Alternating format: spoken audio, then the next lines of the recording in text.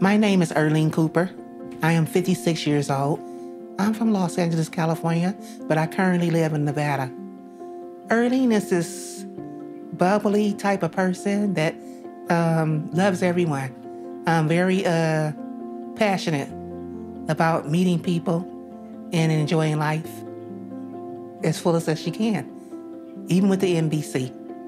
Some of the things that bring me joy in life are singing in my church choir, hanging out with my friends. I have some very supportive friends, and traveling. It's the most greatest experience to travel and see different parts of the world, meet different people. It's amazing. I've been singing in my church choir for 5 years. I sing alto. I love to sing because it brings me so much joy in my life. The message from the songs, they just fill my soul. The spirit from God is just all through my soul. It goes through my body, and I feel so joyful. I love to sing, even though I can't hit a note sometimes, but I still love to do it.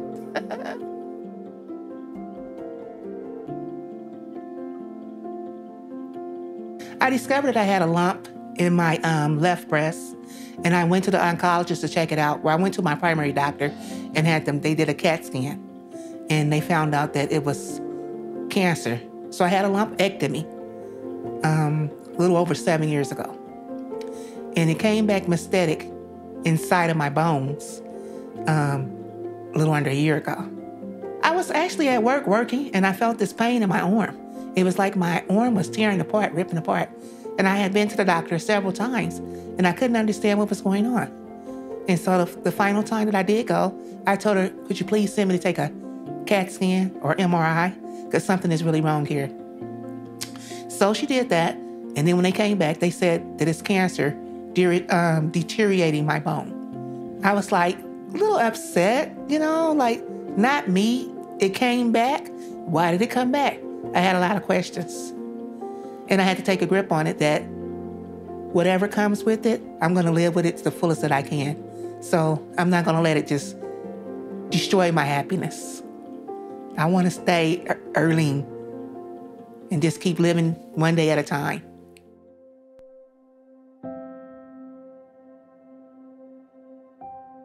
Being with my family, and they just show me so much love. They just love me unconditionally, and I really appreciate that. Having my faith helps me stay strong. It keeps me going. To know that there's a higher power. I get up every morning, and I start my day off by saying, thank you, Lord, for waking me up this morning. And then I say a prayer, and I pray for everyone in the world, not just for myself. I pray for everyone, and it just gives me so much joy. I always pray first. Then I turn to my family, and now that I'm at the MBC group, I have this group for support as well, and it is awesome. And I am so excited about it. It's so amazing to have met so many wonderful women that has the same thing as me, MBC. We are sharing our stories. I'm getting so much information that I need to know about. I feel so joyful about it.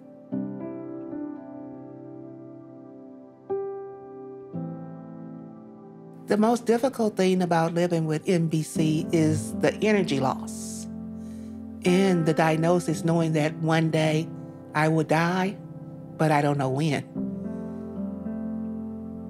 I want my energy back, and I would like to be old Earlene that can run and jog, and be festive all the time, but MBC has stolen a lot of energy from me.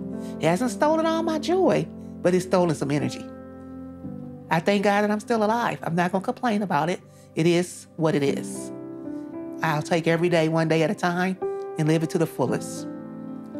I would like everyone to be aware about metastatic breast cancer, because people think that you just get the cancer and it just goes away. And it sneaks up on you by surprise. I never thought that it would come back, but it's here now. And it's metastatic breast cancer. It's in my bones, and it'll probably be some other places in my body later. I don't know what's in store. But again, I'm just going to take one day at a time.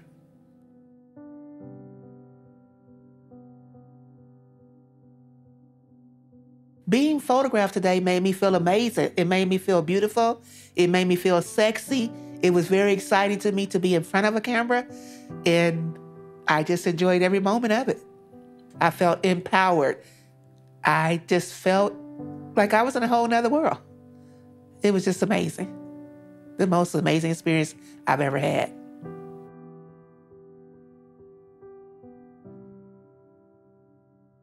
I'm just now sharing my stories. I was told in my community, don't share your story on Facebook or share your story because people are going to look down on you. They're going to say, oh, she's looking for sympathy or things like that. But no, my story is important for someone that's going through the same thing, and they can have someone that understands them.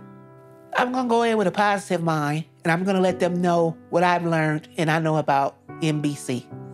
Now, it's up to them to take the information that I'm giving them, but I'm willing to give it out. A lot of us Black women, they always say, keep everything hush-hush. Keep it on the down low. Everybody don't need to know your business. But this is a disease that it has no color structure, has no age limit. So I'm not ashamed of it, and I want everybody to know. If you need some information, there's information out there that you can get. So share, and share. That's what I want to do, share.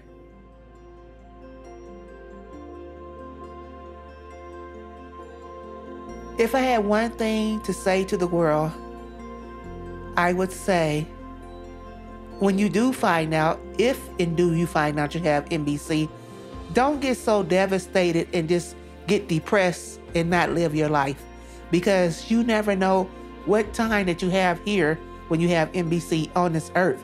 So you have to enjoy life still. Don't let it put you down and let you stay down. If you do go down there in a dark world, come back up. Let it bring you back up to life. There's so many other people that has things going on that's worse than what we have. You see it all the time on TV and all around the world. So I still feel blessed as an individual. Even with MBC, I still feel blessed. Having MBC, you shouldn't be afraid all the time about dying. You still have to live while you're here now. So, like I say, you want to be joyful and take each day as a blessing and live it to your fullest.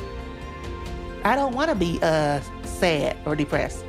I want to stay joyful with my journey that I have left here.